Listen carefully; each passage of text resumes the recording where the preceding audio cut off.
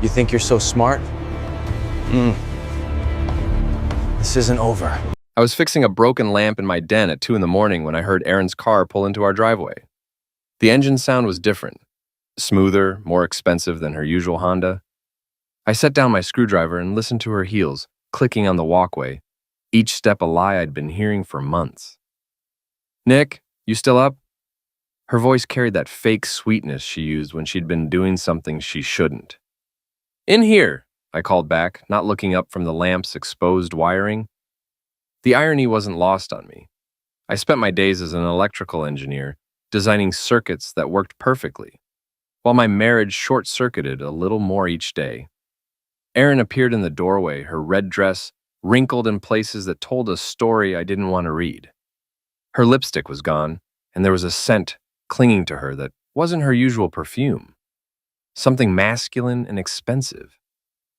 "How was the business dinner?" I asked, finally meeting her eyes. "Oh, you know how these client meetings go. Boring presentations, terrible wine." She laughed, but it sounded hollow in the quiet room. "Derek Klein from Klein Realty was there. He mentioned he might have some referrals for your consulting work." Derek Klein. The name had been coming up a lot lately. Always in passing, always casual, always with that same forced lightness in her voice. "That's nice of him," I said, returning to the lamp. "Though I noticed you forgot your wedding ring on the bathroom sink again." Her hand instinctively went to her finger, and I saw the slight indentation where the ring should have been. "Oh, I was washing my hands and must have been some hand washing. It's been sitting there for 3 days." The silence stretched between us like a wire about to snap. Erin shifted her weight, and I heard her phone buzz. She glanced at it quickly, then shoved it back in her purse. "I'm tired, Nick. Can we not do this tonight?" "Do what?" "I'm just fixing a lamp." She turned to leave, but I wasn't done. "Erin, what?" "Next time you're out late with clients, maybe don't park Derek's Tesla in our driveway. Mrs. Callahan has been asking questions." Her face went white, then red. "I don't know what you're talking about." "The Tesla Model S, midnight blue, license plate DK Real 1. Pretty memorable car for a pretty memorable mistake." She opened her mouth to respond, but her phone rang. The caller ID flashed on her screen before she could hide it. Derek Klein. "Aren't you going to answer that?" I asked. "Might be important business." Instead, she declined the call and stormed out. I heard her bedroom door slam. Our bedroom had become hers months ago when I moved to the guest room, officially for my snoring, but really because the pretense was getting exhausting for both of us. I went back to the lamp, but my hands were shaking slightly. Not from anger, from something colder. I'd suspected for weeks, but seeing that phone call confirmed what I already knew. My wife was cheating on me with Derek Klein, and they thought I was too stupid or too weak to do anything about it. They were wrong on both counts. The next morning, I found a receipt in Erin's jacket pocket while doing laundry. The Marriott downtown, 2 glasses of wine, 2 entrees, 1 room. The date was last Tuesday, the night she'd claimed to be at her book club. I took a photo of the receipt and put it back exactly where I'd found it. Then I did something I'd never done before. I logged into our home Wi-Fi router's admin panel. The device list showed the usual suspects: our phones, laptops, the smart TV, but there was one device that made my blood run cold. Derek's iPad, connected from 11:47 p.m. to 2:33 a.m. Last Tuesday. He'd been in our house, in our bedroom. I needed air, so I drove to the Rusty Nail, the dive bar on the edge of town, where my best friend Tommy worked as a bouncer. Tommy Randall was built like a refrigerator with a Boston accent, and he had a talent for reading people that came from years of dealing with drunks and troublemakers. "You look like someone stole your dog and kicked your grandmother," Tommy said as I slumped onto a bar stool. "Worse, someone's stealing my wife." "Erin?" Tommy's eyebrows shot up. "You sure?" I showed him the receipt and told him about the Tesla, the phone calls, the late nights. Tommy listened without interrupting, occasionally nodding or grimacing. "So what's the plan?" he asked when I finished. "I don't have one yet. Part of me wants to confront her, but you're smarter than that," Tommy finished. "Good. Because if you're going to play this game, you better play it right. Half-assed revenge is worse than no revenge at all." As if summoned by our conversation, Erin walked into the bar. She was with her best friend Sienna, a social media influencer who treated real life like content for her Instagram stories. But they weren't alone. Derek Klein was with them, his arm casually draped around the back of Aaron's chair as they found a booth in the corner. "Well, crap," Tommy muttered. "That's ballsy, even for a cheater." I watched them for a moment. Derek was exactly what I'd expected, tall, artificially tanned, wearing a suit that cost more than most people's monthly rent. He had that smug confidence that comes from never being told no, never facing real consequences. Erin was laughing at something he'd said, her hand resting on his arm in a way that made my stomach turn. "I'm going over there," I said. "Nick, don't," but I was already moving. As I approached their table, I saw Sienna notice me first. She whispered something to Erin, who turned and saw me coming. The color drained from her face. "Nick," she said too loudly. "What are you doing here? Having a drink with Tommy, mind if I join you?" Derek looked up at me with barely concealed amusement. "You must be the husband, Derek Klein." He extended his hand, but didn't stand up. I shook his hand, noting his deliberately firm grip, the kind of handshake meant to establish dominance. "Nick Harlan, I've heard a lot about you." "All good things, I hope," Derek said, his smile not reaching his eyes. "Oh, absolutely. Erin talks about you constantly. Your business dinners, your late-night phone calls, your collaborative approach to client relations." The table went dead silent. Sienna was staring at her phone like it might teleport her somewhere else. Erin's hand was frozen on Derek's arm, and Derek's smile had turned predatory. "Nick," Erin said carefully, "maybe we should talk about this at home." "Talk about what?" "I'm just being friendly, getting to know your business partner." Derek leaned back in his chair, studying me. "You know, Nick, I can see why Erin might feel a little unappreciated. Marriage is hard work. Sometimes people need to feel valued." The implication hung in the air like smoke. This wasn't just an affair. This was a deliberate humiliation. Derek wasn't just sleeping with my wife. He was enjoying the fact that I knew it. "You're absolutely right," I said, my voice steady. "People do need to feel valued and respected. And sometimes, when they don't get that respect, they have to find creative ways to earn it." I pulled out my phone and set it on the table, making sure the voice recorder app was visible and running. "What are you doing?" Erin asked, panic creeping into her voice. "Just making sure I remember this conversation correctly." Derek was just explaining how marriage works. Please, continue.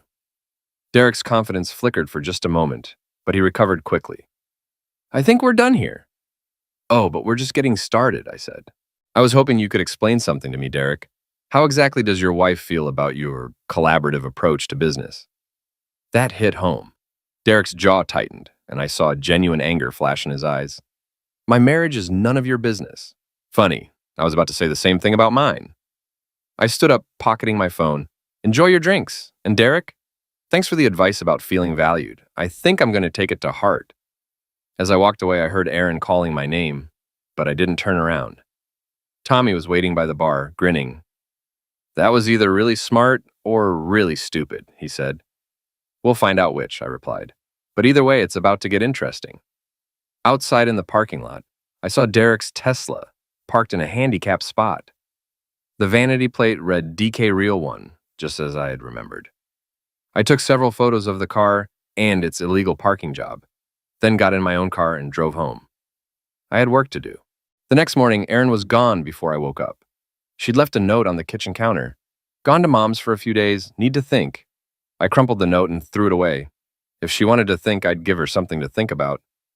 I spent the day researching Derek Klein. Social media made it easy. His Instagram was full of photos of expensive cars, luxury vacations, and real estate success stories. His LinkedIn showed he was married to a woman named Patricia, a pediatric nurse at Derry Heights General. They had 2 kids, both under 10. More interesting was what I found in the public records. Derek's real estate company was leveraged to the hilt, with several lawsuits pending from unhappy clients. His perfect life was built on a foundation of debt and legal problems. That evening, my phone rang. It was Erin. "Nick, we need to talk." "I'm listening, not over the phone. Can you meet me at Rossetti's?" 8 o'clock? Rossetti's was the upscale Italian place downtown where we'd had our first anniversary dinner. The irony was probably intentional. "Will Derek be joining us?" I asked. "This is about us, Nick. Just us." But when I arrived at Rossetti's, Derek was already there, sitting at a corner table with Erin. She had the grace to look embarrassed, but Derek looked like he was enjoying himself. Sorry about the surprise, Aaron said as I sat down, but Derek thought it would be better if we all talked this through like adults. How thoughtful of him, I said. I'm sure his wife would appreciate his commitment to adult conversation. Derek's smile tightened. My marriage isn't on trial here, Nick. Neither is mine. At least, not yet. The waiter came by and Derek ordered an expensive bottle of wine without consulting anyone else. Another power play, another way to establish dominance. I let him do it. Look, Nick, Derek said once the wine arrived. I know this is awkward, but let's be honest about what's happening here. Erin is unhappy. She's been unhappy for a long time. You can either accept that and move forward, or you can make this ugly for everyone. Define ugly. Lawyers, divorce proceedings, public embarrassment. Nobody wants that. I looked at Erin, who was staring at her wine glass. Is that what you want? A divorce? She finally met my eyes. I want to be happy, Nick. I want to feel alive again. And Derek makes you feel alive? Derek answered before she could. I make her feel appreciated, valued, like a woman should feel. The condescension in his voice was breathtaking. He wasn't just stealing my wife, he was enjoying the process of breaking me down, of proving his superiority. That's beautiful, I said. Really? How long has this been going on? Erin looked uncomfortable, but Derek seemed happy to answer. Does it matter? We're here now, talking about the future. Humor me. I'm curious about the timeline. Derek leaned back in his chair, wine making him bold. 6 months, give or take. Started as a business relationship, became something more. These things happen. 6 months, I repeated. So around the time Erin started those late-night client meetings, Nick, please, Erin said. No, it's fine. Derek's being honest. I appreciate honesty. I pulled out my phone and placed it on the table. In fact, I'm recording this conversation for clarity. Derek's confidence evaporated. You can't do that without consent.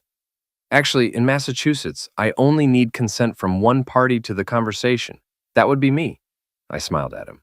But please, continue telling me about your 6-month affair with my wife. I'm finding it very educational. The table fell silent. Derek was staring at my phone like it was a loaded tool, and Erin looked like she might be sick. Turn that off, Derek said. Why? I thought we were all being adults here, having an honest conversation about the future. Turn it off, or I'm leaving. Your choice. But if you leave now, Erin and I will continue this conversation privately, and I'll still be recording. Derek looked trapped, which was exactly how I wanted him to feel. He glanced at Erin, who was no help at all, then back at me. What do you want? He asked. I want you to finish what you were saying, about how these things happen, about how you make my wife feel appreciated. I'm not saying anything else with that thing running. Then we have a problem because I'm not turning it off. The standoff lasted maybe 30 seconds, but it felt like an hour. Finally, Derek stood up. This is ridiculous. Erin, I'll call you tomorrow. He threw a 20 on the table and walked out, leaving Erin and me alone. I turned off the recording. Happy now? She asked. Getting there. Tell me something, Erin. When you were deciding to cheat on me, did you consider the consequences, or were you too busy feeling appreciated?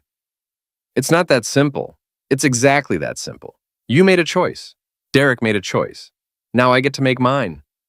I stood up and headed for the door, leaving her with the check and a lot to think about. The next morning, I uploaded the audio file to my computer and cleaned it up using some software I'd picked up for work presentations. Derek's voice came through crystal clear.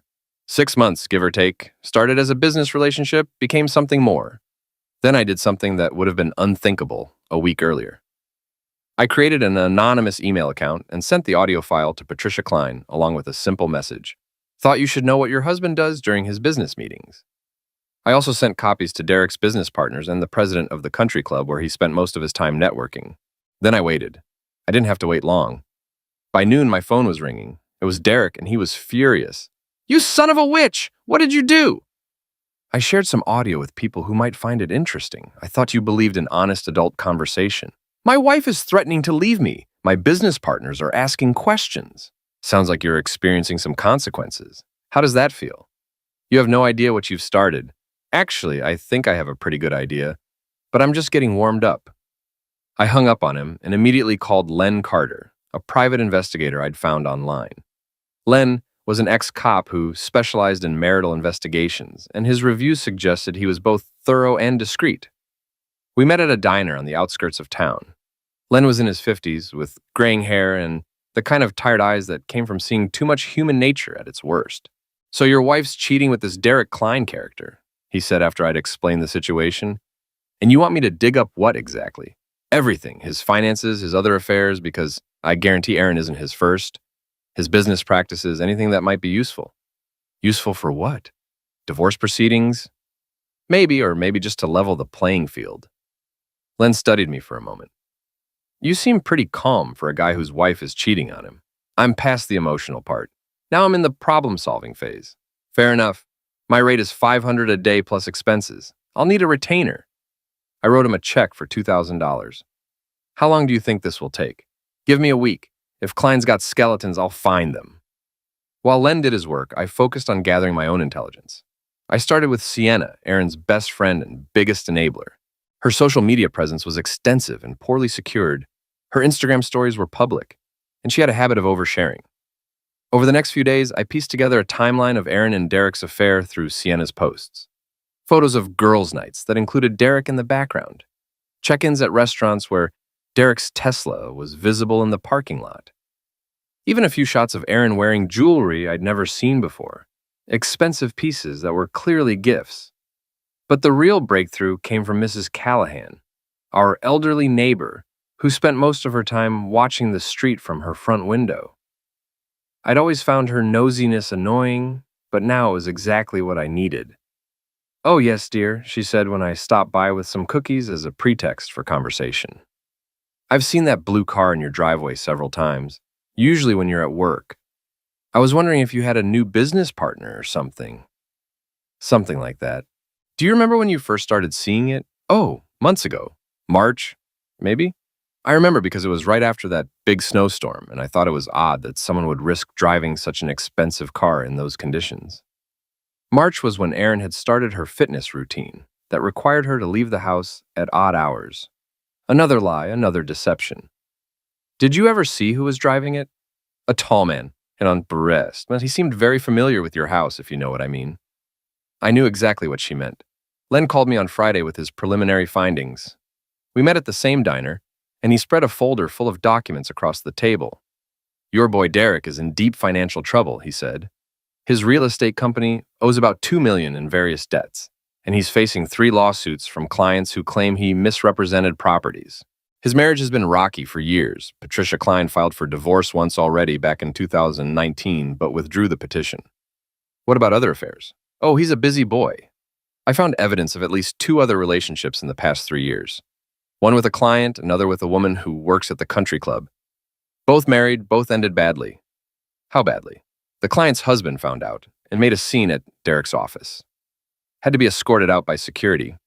The country club woman's marriage ended in a very expensive divorce, and she's been posting some interesting things about Derek on social media. Nothing actionable, but definitely bitter." I studied the documents. Bank statements, court filings, private messages that Len had somehow obtained. Derek Klein wasn't just a cheater. He was a predator who targeted vulnerable married women and destroyed families for sport. "There's something else," Len said. "Your wife isn't just having an affair with this guy. She's been helping him." "What do you mean?" "Her PR company has been doing work for Derek's real estate business. Free work, according to the contracts I found. She's been using her professional skills to help cover up his financial problems, make his company look more successful than it is." That hit me like a physical blow. Erin hadn't just betrayed our marriage, she'd betrayed her professional ethics to help Derek commit what amounted to fraud. How much trouble could she be in for that? Depends on how deep it goes. If she knowingly helped him mislead clients or creditors, she could face professional sanctions, maybe even criminal charges. I sat back in the booth, processing this information. Erin had risked everything, our marriage, her career, her reputation, for Derek Klein. And Derek had used her skills and connections to prop up his failing business while destroying other people's lives. "What do you want me to do with all this?" Len asked. "Keep digging. I want to know everything about Derek Klein. Every debt, every affair, every lie he's ever told. And I want to know exactly how deep Erin is in his business dealings." "That's going to cost more money." I don't care. This isn't about money anymore. As I drove home, my phone buzzed with a text from Erin. Can we please talk? I'm ready to be honest about everything. I almost laughed. She was ready to be honest now, after months of lies and deception. After risking her career to help her lover commit fraud. After humiliating me in front of friends and neighbors. I texted back, too late for honesty, but thanks for the offer. It was time to move from gathering intelligence to taking action. The Derry Heights Country Club's annual summer mixer was the social event of the season, where the town's elite gathered to see and be seen. Derek Klein would be there. He never missed an opportunity to network and show off. More importantly, so would his wife Patricia and most of his business associates. I hadn't planned to attend, but Tommy convinced me otherwise. You've got all this dirt on the guy, he said as we sat at the Rusty Nail, planning my next move. What good does it do sitting in a folder? Time to go public. I can't just walk up to people and start spreading rumors. You don't have to. You just have to be in the right place when the right conversations happen. He was right. The country club mixer would be perfect. Alcohol would be flowing, tongues would be loose, and Derek's enemies would be looking for ammunition. I bought a ticket and spent the afternoon preparing. I made copies of the most damaging documents Len had found. The bank statements showing Derek's debts, the court filings from his lawsuits, the evidence of his other affairs. Nothing illegal, nothing stolen, just public records and information that had been carelessly exposed. The mixer was held on the club's terrace, with a view of the golf course and a bar that served top-shelf everything. I arrived fashionably late and immediately spotted Derek holding court near the bar, regaling a group of potential clients with stories of his success. Patricia Klein was across the terrace, talking with other wives and pointedly ignoring her husband. She looked tired and stressed, like a woman who'd been dealing with problems for a long time. I got a drink and started circulating, listening to conversations and waiting for the right moment. It came sooner than expected. Nick Harlan, I haven't seen you in months. It was Bill Morrison, a local businessman who'd been trying to get Derek to handle the sale of some commercial property. Bill had always been friendly, but I could see the calculation in his eyes. He was wondering if I might be useful to him somehow. Bill, good to see you. How's the real estate market treating you? Can't complain. Actually, I've been working with Derek Klein on a few deals. You know Derek, right? I heard he's been doing some work with your wife's PR company. Oh yes, Derek and I know each other well. In fact, I was just looking at some of his recent projects. Very interesting business model.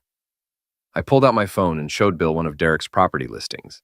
A commercial building that Derek was advertising as fully leased, when court documents showed it was actually in foreclosure.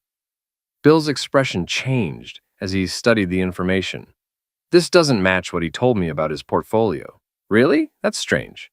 Maybe you should ask him about it directly. Before Bill could respond, Derek appeared at my elbow. He'd obviously been watching me and didn't like what he saw. Nick, what a surprise. I didn't know you were a country club member. Just for tonight, Bill and I were just discussing your business. He's very impressed with your success. Derek's smile was razor sharp. I'm sure he is. We should probably let Bill get back to his evening, though. I'd love to catch up with you privately. Actually, Bill said, I'd like to hear more about this property situation. Nick was showing me some interesting documents. Derek's face went pale, but he recovered quickly. I'm sure there's just some confusion. Property deals can be complicated. Complicated enough to involve multiple lawsuits? I asked innocently. Bill, did Derek mention the 3 pending cases against his company? 3 lawsuits? Bill looked shocked. Derek, what's this about? Derek shot me a look that could have melted steel. Nick's obviously been doing some creative research. I wouldn't put too much stock in whatever gossip he's spreading. Gossip? I pulled out copies of the court filings. These are public records filed in Suffolk County Superior Court. You can look them up yourself. A small crowd was starting to gather, drawn by the tension in our voices. I recognized several of Derek's potential clients and business partners, all looking increasingly uncomfortable. This is neither the time nor the place for this discussion, Derek said, his voice tight with controlled anger. You're absolutely right, I agreed. This is exactly the kind of thing that should be handled privately, between adults, with full transparency and honest communication. I was throwing his words from the restaurant back at him, and he knew it. His jaw clenched, and I could see him fighting to maintain his composure. Gentlemen, Patricia Klein appeared beside us, her voice carrying the kind of authority that comes from years of managing crises. I think we've all had enough excitement for one evening. She looked directly at me. Mr. Harlan, isn't it? I believe we have some mutual acquaintances. The way she said it made it clear she knew exactly who I was and why I was there. Derek's face went from pale to gray. Patricia, this isn't, he started. Oh, I think it's exactly what it appears to be, she said calmly. Mr. Harlan, would you mind if we continued this conversation somewhere more private? She led us to a quiet corner of the terrace, away from the growing crowd of onlookers. Derek followed reluctantly, looking like a man walking to his execution. I received some very interesting audio files this week, Patricia said once we were alone, along with some equally interesting documentation about my husband's business practices and personal relationships. Derek's composure finally cracked. Patricia, I can explain. I'm sure you can. You've always been good with explanations, but right now, I'm more interested in what Mr. Harlan has to say. She turned to me expectantly. This wasn't going the way I'd planned, but I decided to roll with it. I think your husband has been making some very poor decisions, I said carefully, both personally and professionally. Decisions that have consequences for a lot of people, including your wife, especially my wife. Patricia nodded slowly. Derek, I want you to go home, pack a bag, stay at your office, or a hotel, I don't care which. But don't come home tonight. Patricia, you can't be serious. I'm completely serious. And Mr. Harlan, thank you for bringing these matters to my attention. I think it's time my husband faced some consequences for his actions. Derek looked back and forth between us, his face a mixture of rage and desperation. This isn't over, he said to me. Yes, it is, Patricia said firmly. It's been over for a long time. We just hadn't made it official yet. As Derek stalked away, I felt a mixture of satisfaction and sympathy for Patricia. She was handling this with more grace than I probably would have in her position. I'm sorry you had to go through this, I said. Don't be. I've known about Derek's affairs for years. I just needed the right moment to act on it. She smiled grimly. Your timing was perfect. I left the country club feeling like I'd won a significant victory, but I knew the war wasn't over. Derek wouldn't take this lying down, and Erin was still out there, somewhere, probably planning her next move. My phone buzzed as I got to my car. A text from an unknown number. You think you're so smart. This isn't finished. I showed the message to Tommy when I got back to the Rusty Nail to celebrate.